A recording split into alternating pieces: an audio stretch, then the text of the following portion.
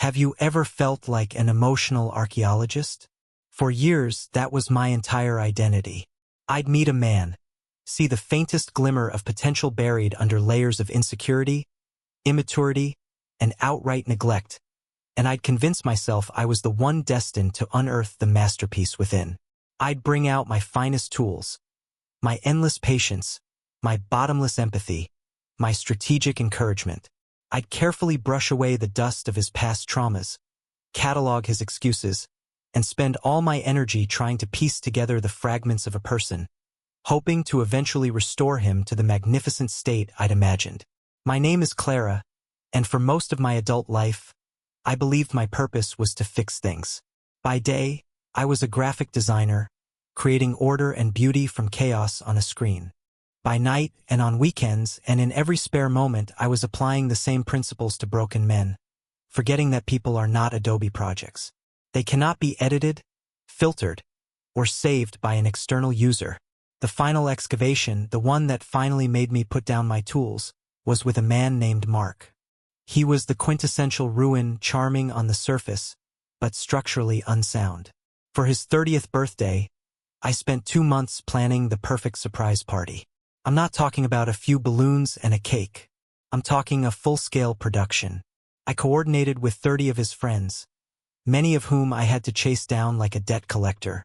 I custom-designed invitations, curated a playlist of his favorite obscure bands, and even commissioned a baker to create a ridiculously elaborate cake shaped like his vintage guitar. I poured my heart, my time, and a significant portion of my salary into this event, all to see a moment of joy on his face. A moment that would validate my efforts and, by extension, my worth in the relationship. The night of the party arrived. Everyone was there, hiding in the restaurant I'd rented out, buzzing with anticipation. An hour after he was due to arrive, he was still a no-show.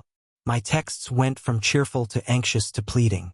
Finally, a text came back, 2 hours late. "So sorry, babe. Something came up. Rain check." I later found out through a mutual friend's social media story that something was a last-minute invitation to a VIP lounge with a C-list celebrity he was desperate to impress. He hadn't been held up. He'd simply received a better offer. Standing there, amidst the wilting decorations and the sympathetic eyes of his friends, I felt something shift. It wasn't the familiar sting of disappointment. It was a cold, quiet, tectonic movement deep within my soul. What Mark didn't know, what none of them ever knew, was that their casual cruelty wasn't a testament to my lack of value, but to their lack of vision. They couldn't see what I was offering. And in that moment, I realized the problem wasn't that they couldn't see it. It was that I was giving it away for free to people who hadn't even asked for it. They didn't know that this final, callous act wasn't breaking me. It was setting me free. This is the story of how I stopped being an archaeologist of other people's souls and started becoming an architect of my own. Have you ever poured your all into someone, only to find your cup completely empty? I promise you, the journey back to yourself is the greatest adventure you'll ever take. The aftermath of the non-party was a study in classic patterns. The next day, I called Mark. My voice trembling with a hurt, I was determined to make him understand. I laid it all out. The planning, the guests, the crushing public humiliation. I was performing the role I always did, the reasonable, wounded party, presenting a logical case for my pain, expecting a commensurate apology and a promise to change. What I got instead was a masterclass in deflection. "Wow, Clara. I didn't realize you'd go so over the top," he said, his tone laced with a kind of weary amusement. "It was just a party. You get so intense about things." There it was. The pivot. Suddenly, the problem wasn't his breathtaking selfishness. It was my intensity. It was my fault for caring too much, for planning too meticulously, for feeling too deeply. He wasn't the villain. I was the drama queen. And the most sickening part is that for a split second, I almost believed him. A lifetime of conditioning screamed at me to accept his version of reality, to apologize for my own feelings, to make myself smaller to accommodate his comfort. But the tectonic shift from the night before was holding firm. The crack that had formed in my foundation was widening. Instead of apologizing, I just said, "Okay, Mark," and ended the call. The silence that followed was deafening, and in it, I began my real investigation. This wasn't about Mark anymore. He was just the latest exhibit in a long and tragic museum of my own creation. I pulled out a fresh journal, a nice leather-bound one I'd been saving for something important. This, I decided, was it. I wrote his name at the top of the page, and under it, I began to list every instance of inequity, every time I had been the giver and he had been the taker. The list grew with horrifying speed. It covered everything from me paying for the majority of our dates to him, forgetting my own birthday 2 months prior. It included the time I stayed up all night helping him with a work presentation while I had my own deadline looming, only for him to never even mention my name when he got praised for it. Each entry was a small cut, but seeing them all together, I realized I was bleeding out. I was anemic from 1,000 tiny wounds I had willingly sustained, and then diligently bandaged myself. The evidence was irrefutable. The antagonist wasn't just Mark. The antagonist was the pattern, the dynamic I allowed, the role I volunteered for with every new man I met. He had escalated, yes, but he was only playing his part in a script that I had written, cast, and directed. The investigation had begun, and the primary suspect was staring back at me from the mirror. I had to understand how I had become my own worst enemy. My investigation deepened, becoming a full-blown forensic analysis of my own romantic history. I became obsessed not with what they had done to me, but with what I had allowed. I unearthed old journals from my college years, their pages filled with angsty poems about unavailable musicians. I scrolled back through years of digital messages, a veritable graveyard of my own unanswered emotional bids. It was like watching a highlight reel of my own self-abandonment. There was Thomas, the starving artist I had essentially supported for 2 years, my apartment his crash pad, my wallet his grant fund, all because I believed in his genius. The relationship ended when he sold a painting for a decent sum and immediately used the money to take a solo trip to Bali to find himself, without so much as a thank you. Then there was Ben, the adrenaline junkie who was emotionally distant but physically thrilling. I mistook the anxiety he induced for passion. I learned to ski, to rock climb, to feign an interest in extreme sports, all to keep up with him, to prove I was cool and low maintenance.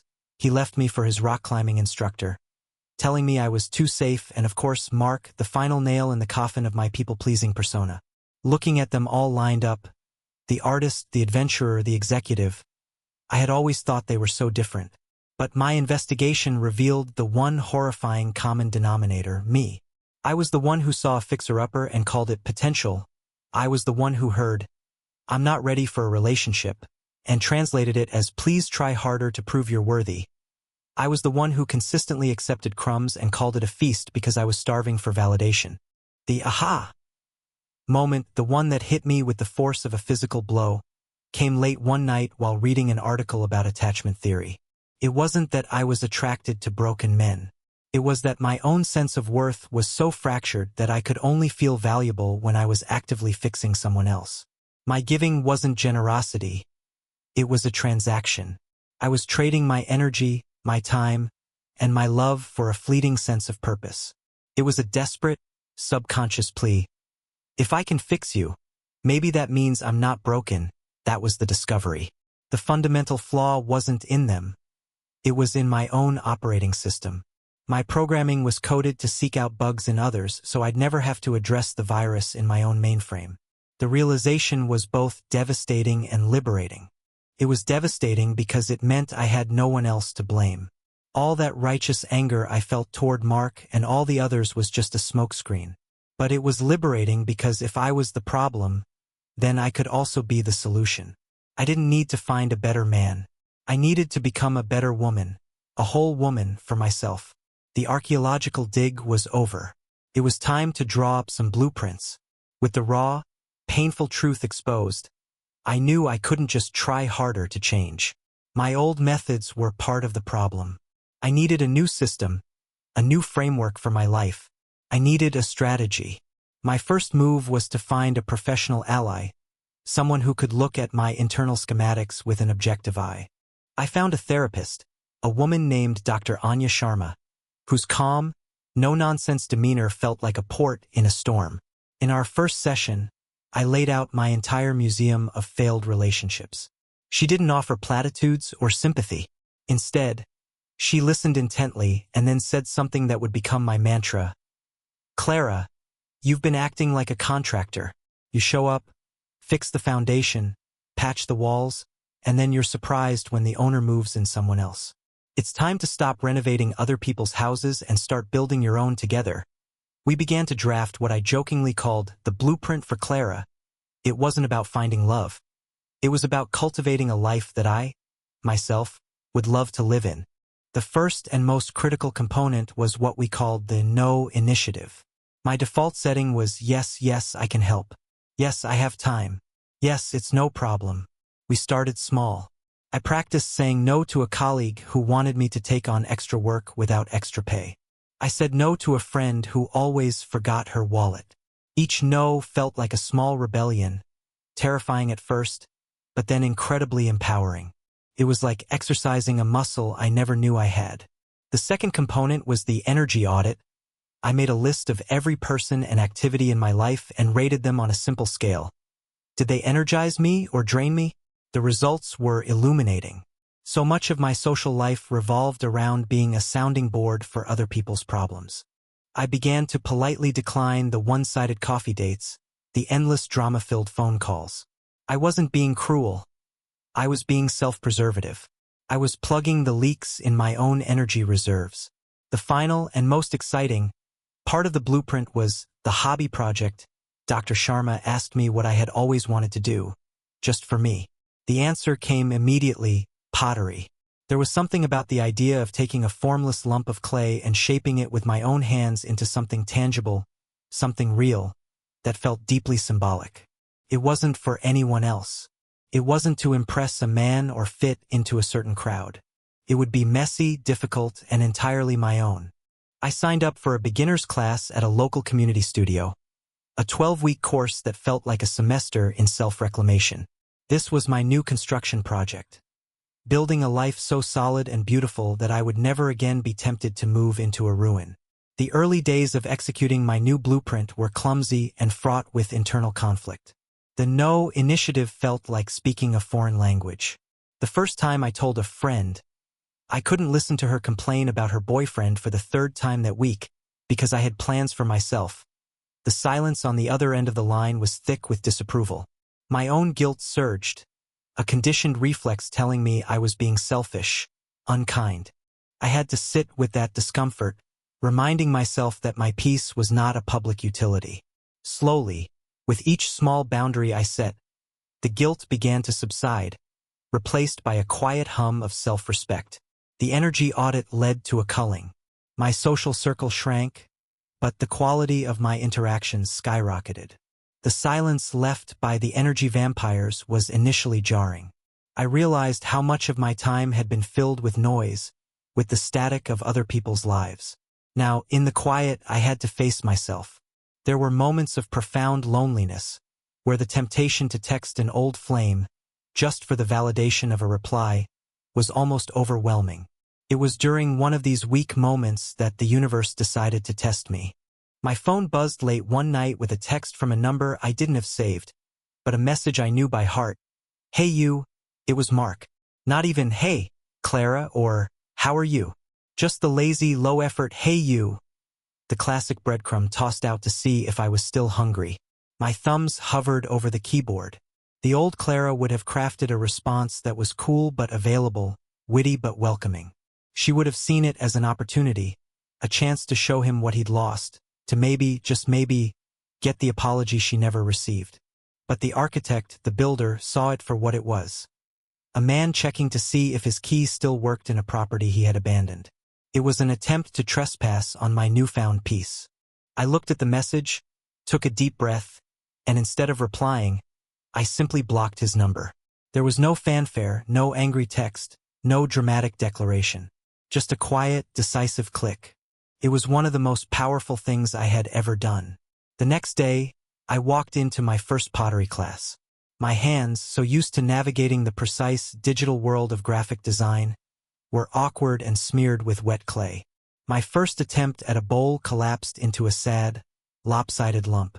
The instructor, a patient older woman, came over and said, "Don't worry. The first step is just learning to center it. You can't build the walls until the base is perfectly centered." I almost laughed out loud. It was perfect.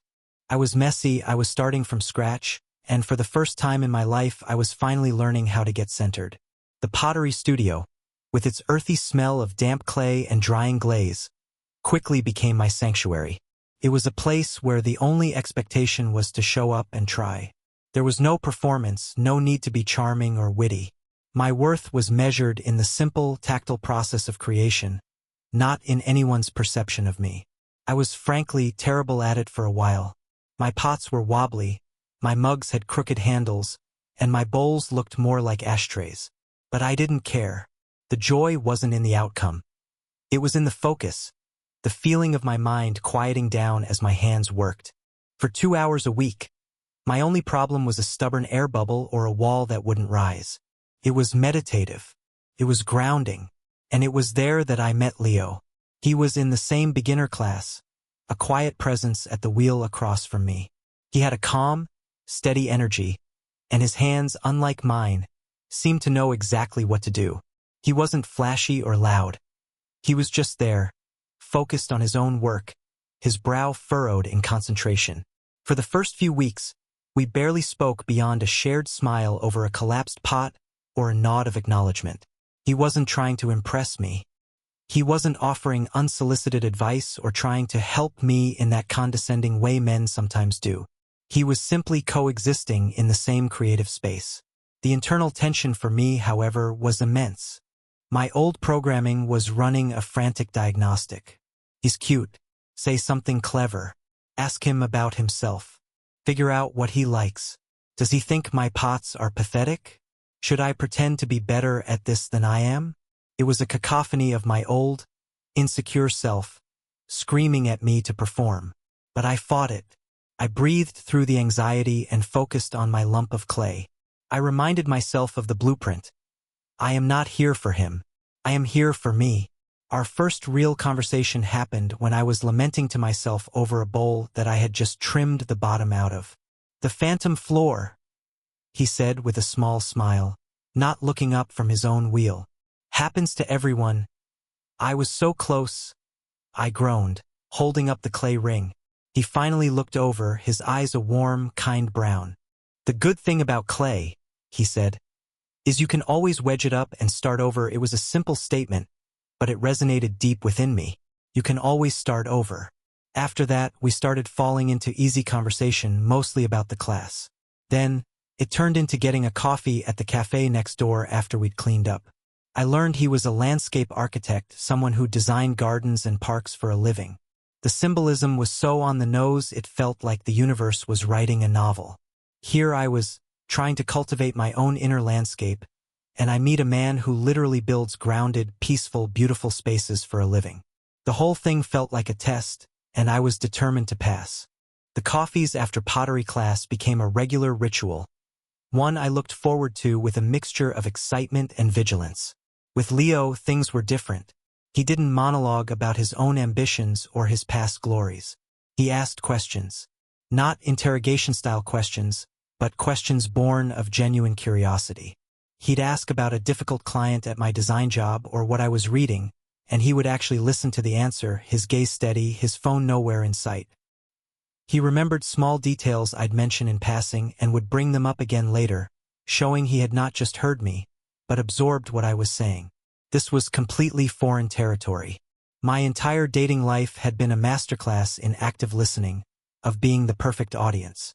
I knew how to draw a man out, how to stroke his ego with well-timed questions and affirmations.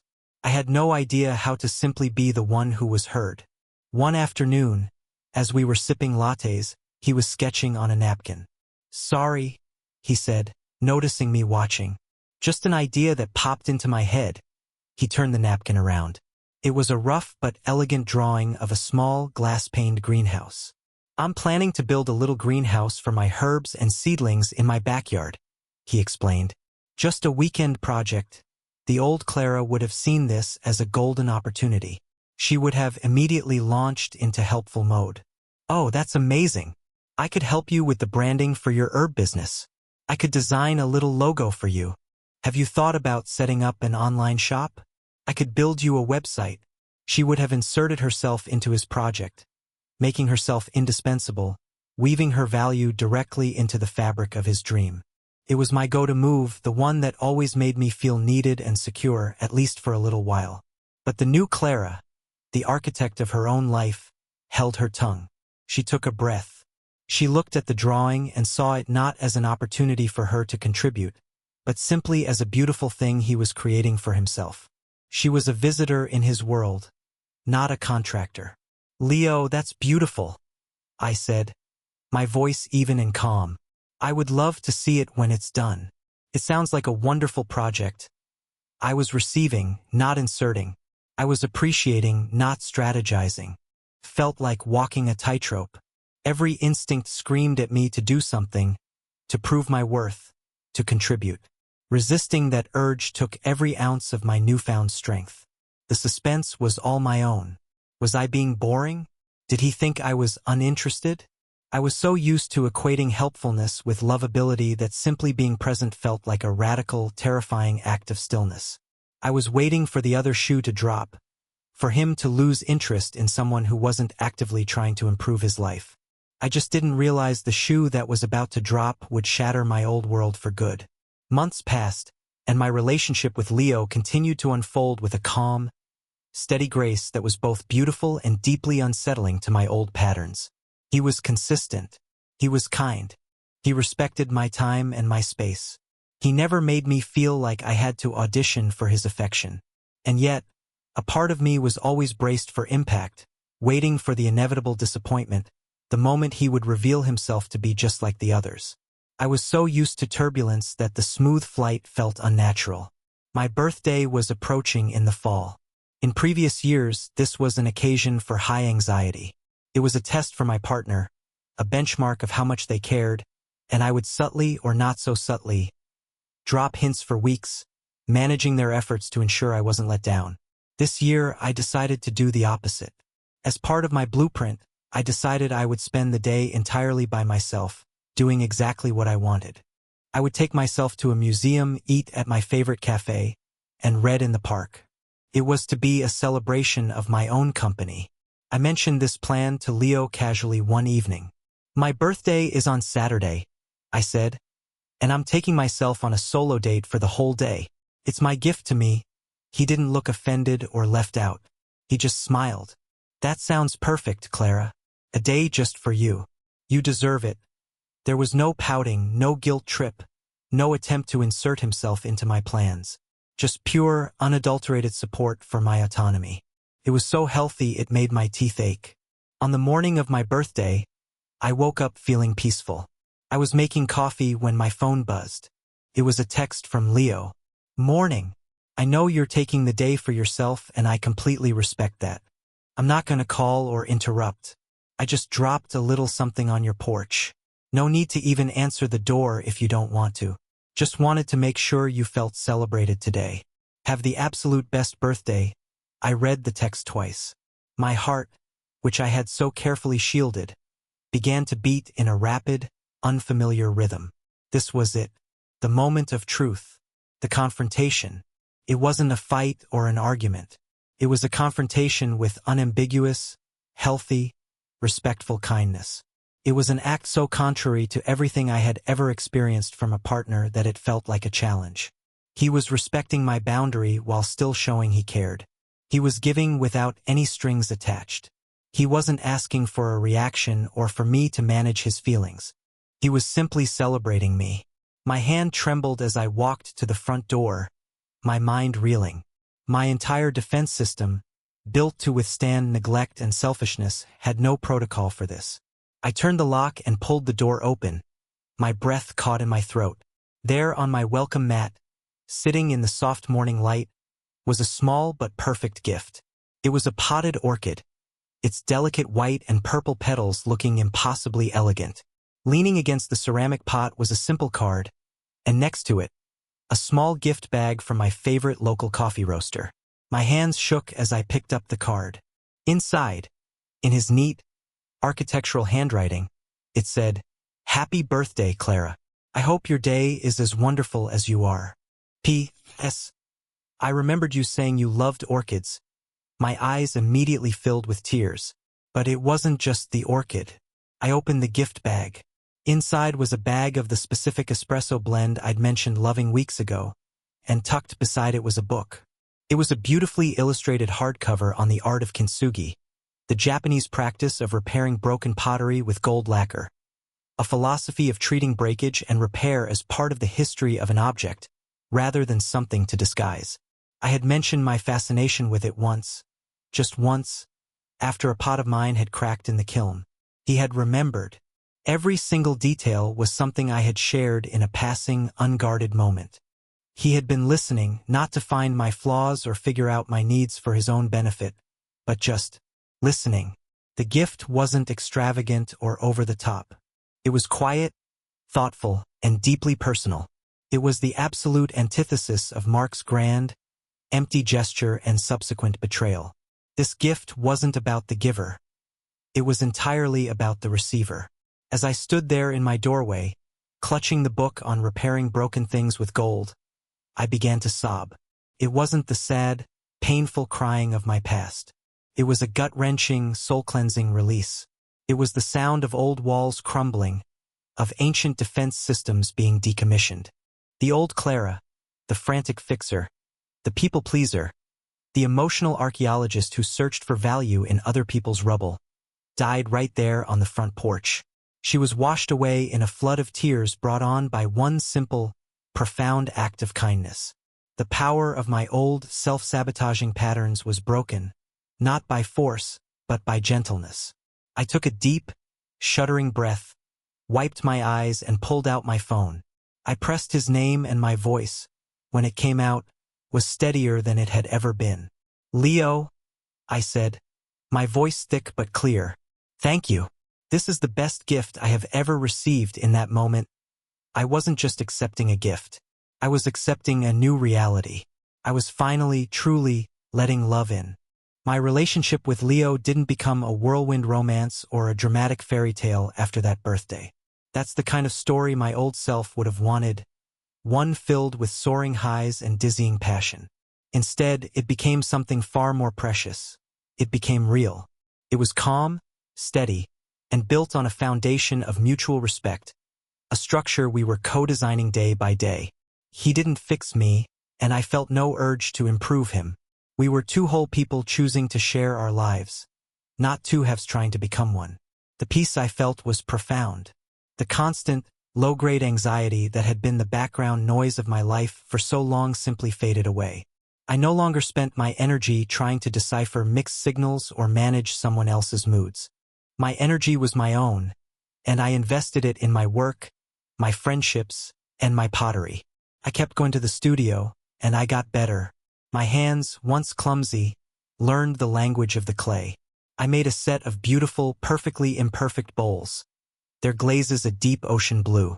I displayed them proudly in my kitchen, a tangible reminder of my own capability and patience. I even repaired the first pot I had cracked using a kintsugi kit Leo had given me, tracing its fractures with veins of gold. It was more beautiful for having been broken. The broader impact of my transformation was a quiet blossoming in every area of my life. My design work became more inspired because my mind was clear. My friendships became deeper because they were with people who genuinely nourished my spirit. I was no longer living in reaction to others. I was living with intention, from a place of solid self-worth. In retrospect, the lesson was so blindingly clear. True love is not a hunt. It's not something you chase, trap, and tame. It's not a project you can manage or a puzzle you can solve. My therapist was right. I had been trying to renovate other people's houses on foundations of sand. The real work was in building my own home within myself on solid bedrock. The moral of my story isn't that a good man will save you. The moral is that you have to save yourself first. You have to become the person you've been looking for. You have to create a life that you love so much on your own that a partner becomes a wonderful addition, not a desperate requirement. You have to tend to your own garden, cultivate your own joy, and repair your own cracks with gold. And eventually, if you're lucky, you'll meet someone who doesn't see the cracks as flaws, but as a beautiful part of your history. Someone who loves gardens and wants to walk through yours with you, admiring what you've grown. My final question to you is this: what one brick can you lay for your own foundation today?